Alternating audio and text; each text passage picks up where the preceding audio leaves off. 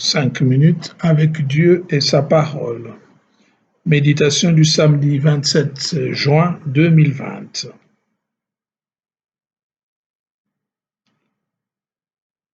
Une grande foi. En ce temps-là, comme Jésus était entré à Capharnaüm, un centurion s'approcha de lui et le supplia. « Seigneur, mon serviteur est couché à la maison, paralysé, il souffre terriblement. » Jésus lui dit, « Je vais aller moi-même le guérir. » Le centurion reprit, « Seigneur, je ne suis pas digne que tu entres sous mon toit, mais dis seulement une parole, et mon serviteur sera guéri. » Jésus fut dans l'admiration et dit à ceux qui le suivaient, « Amen, je vous le déclare, chez personne en Israël, je n'ai trouvé une telle foi. » Bien-aimés dans le Seigneur, Shalom.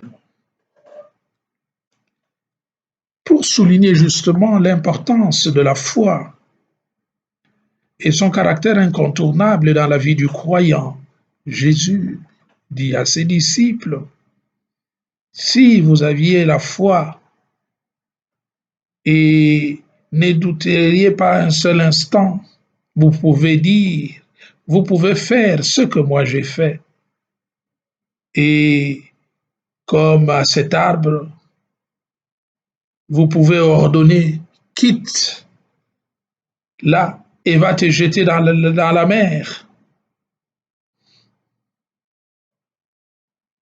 Et cela adviendrait, cela arriverait, comme c'est écrit dans Matthieu 21, 21-22.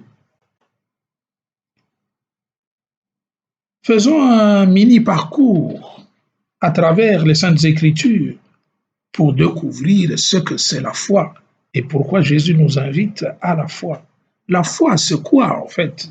Premièrement, l'auteur du livre de la lettre aux Hébreux nous dit que la foi est le fondement de ce que l'on espère et la preuve de ce que l'on ne voit pas. Par la foi, nos pères ont été approuvés par Dieu. Hébreux 11, 1-2. Mais le fondement de la foi, c'est quoi le fondement de la foi? C'est Dieu et Jésus-Christ. La foi se comprend mieux dans la reconnaissance que Jésus est non seulement sorti de Dieu, mais aussi envoyé par lui dans le monde. Nous pouvons le trouver dans Jean 16, 30, Jean 17, 25. Il est donc nécessaire de pouvoir nous édifier sur le fondement de notre foi, nous enraciner, comme le dit le livre de Jude au verset 20. Parce que la vie éternelle, nous dira le Maître, c'est qu'ils te connaissent toi, Père, et qu'ils connaissent Jésus, ton envoyé. Jean 17, 3. En fait, à tous ceux qui l'ont reconnu, il a donné le pouvoir de devenir enfants de Dieu. Jean 1, 12. Et la foi qui a son fondement en Dieu nécessite que nous puissions la voir, que nous puissions l'embrasser et que nous puissions la confesser. Avoir la foi, embrasser la foi et confesser cette foi dans notre vie. À l'exemple donc de notre Père dans la foi, Abraham, les chrétiens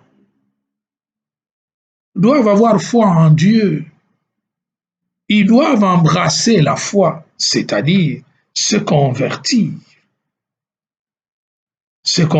à Dieu, à sa parole, et professer dans toute leur vie durant, dans leur vie quotidienne, cette foi à laquelle ils adhèrent,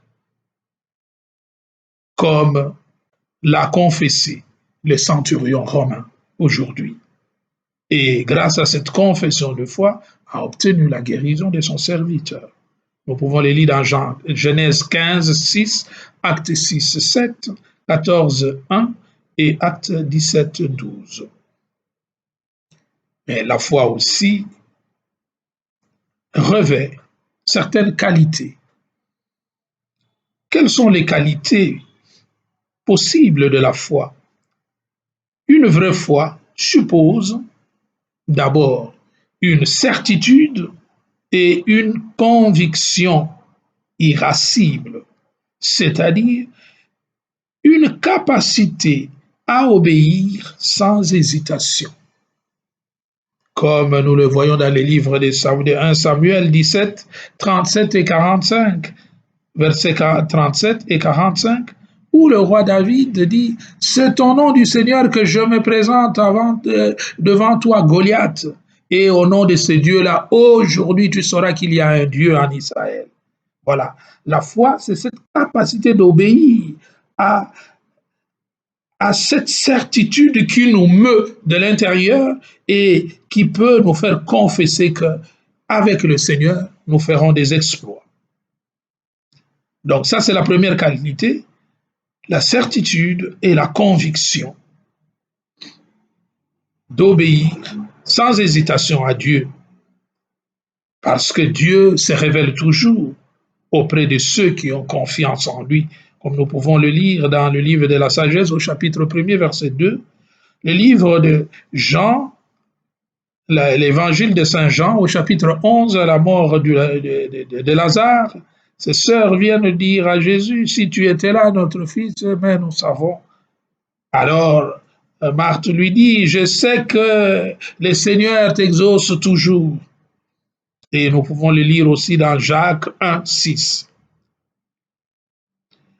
La deuxième qualité de la foi, c'est l'écoute et l'obéissance. Écouter ce que nous dit le Seigneur et obéir à cette parole du Seigneur.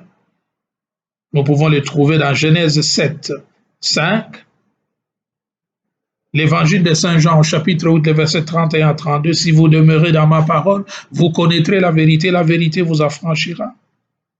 Et les versets 47. La troisième qualité de la foi, c'est que la foi doit unir la vie et la marche. Donc notre vie et notre marche doivent être unies dans la foi. Vie et marche dans la foi.